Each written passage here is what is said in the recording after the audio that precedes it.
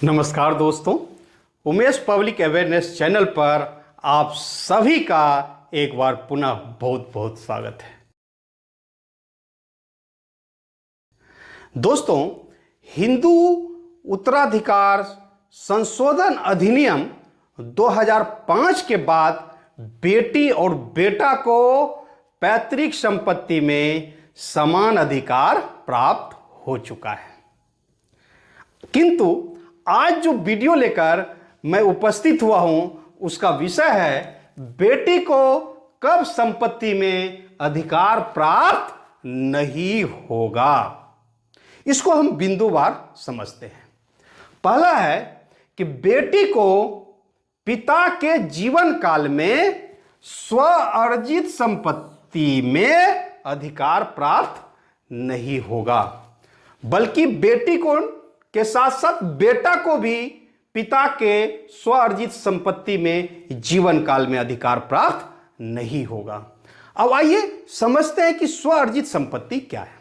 स्व अर्जित संपत्ति ऐसे संपत्ति को कहते हैं जो किसी व्यक्ति द्वारा अपने जीवन काल में स्वयं की कमाई से अर्जित किया है, अर्थात उनके द्वारा क्रय किया गया है। इस स्व अर्जित संपत्ति में दो प्रकार से प्राप्त संपत्ति भी सम्मिलित है। अगर किसी व्यक्ति को दान से संपत्ति प्राप्त होती है तो वह भी उस व्यक्ति की स्व अर्जित संपत्ति है, और साथ ही साथ अगर उस व्यक्ति को वसीयत के माध्यम से, विल के माध्यम से संपत्ति प्राप्त होती है तो वह भी उसकी स्व अर्जित संपत्ति कहलाती है। तो इस स्व अर्जित संपत्ति में व्यक्ति के जीवित रहते हुए, अर्थात पिता के जीवित रहते हुए बेटी का कोई अधिकार नहीं प्राप्त होता है, बल्कि स्व अर्जित संपत्ति को पिता अपने जीवन काल में किसी को बेच सकता है, दान कर सकता है या विल वसीयत कर सकता है, या बेटी को कर सकता है, बेटा को कर सकता है, या किसी अन्य को भी कर सकता है। तब यहां प्रश्न उठता है कि पिता के संपत्ति में, इस स्व अर्जित संपत्ति में हिस्सा कब प्राप्त होगा। हिस्सा तब प्राप्त होगा जब पिता की मृत्यु हो जाएगी, और फिर मृत्यु के उपरांत पुनः हिंदू उत्तराधिकार अधिनियम 1956 एवं हिंदू उत्तराधिकार संशोधन अधिनियम 2005 के तहत संपत्ति का बंटवारा होगा। दूसरा है कि अगर स्व अर्जित संपत्ति को पिता जीवन काल में वसीयत कर दिया हो तो जिसके नाम से वसीयत है उसी को संपत्ति प्राप्त होगा। तीसरा कि बेटी अपने पैतृक संपत्ति में अपने हिस्से का हक त्याग अगर कर चुकी है, किसके पक्ष में, उस पैतृक संपत्ति में जो अन्य हिस्सेदार है उसके पक्ष में अगर अपना हक त्याग कर चुकी है, अर्थात अपना हक छोड़ चुकी है, तो फिर बाद में बेटी जो है उस संपत्ति में हिस्सा नहीं मांग सकती है। और यह हक त्याग जो होता है ये रिलीज डीड के माध्यम से होता है, और इस रिलीज डीड का सब रजिस्ट्रार ऑफिस में रजिस्टर्ड होता है।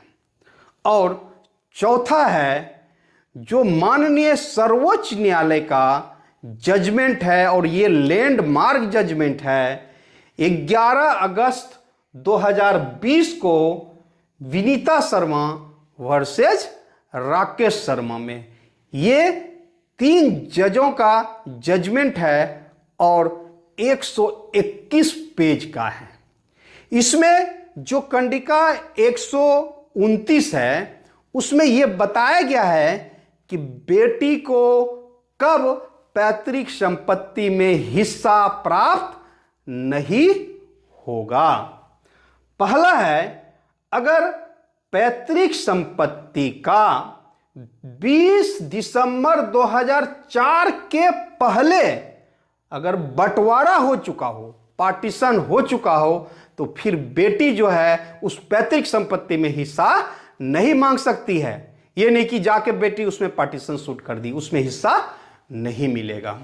दूसरा है, अगर 20 दिसंबर 2004 के पहले वसीयत के माध्यम से संपत्ति जो है वो किसी को दे दी गई हो, तो फिर जो है बेटी जो है इस पैतृक संपत्ति में हिस्सा नहीं मांग सकती है। उसके बाद तीसरा है संपत्ति का निपटान। जो पैतृक संपत्ति है उसी का अगर निपटान कर दिया गया हो, मतलब डिस्पोजिशन कर दिया गया हो, जैसे बिक्री कर दिया गया हो, ट्रांसफर कर दिया गया हो, तो फिर बेटी जो है उसमें हिस्सा नहीं मांग सकती है। किंतु कट ऑफ डेट इसमें याद रखना है 20 दिसंबर 2004 के पहले होना चाहिए। ये जजमेंट का जो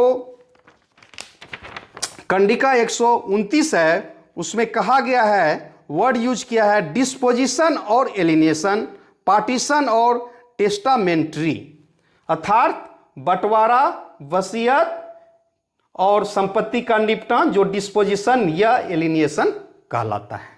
तो दोस्तों इस 4 परिस्थिति में बेटी संपत्ति में अधिकार नहीं मांग सकती है।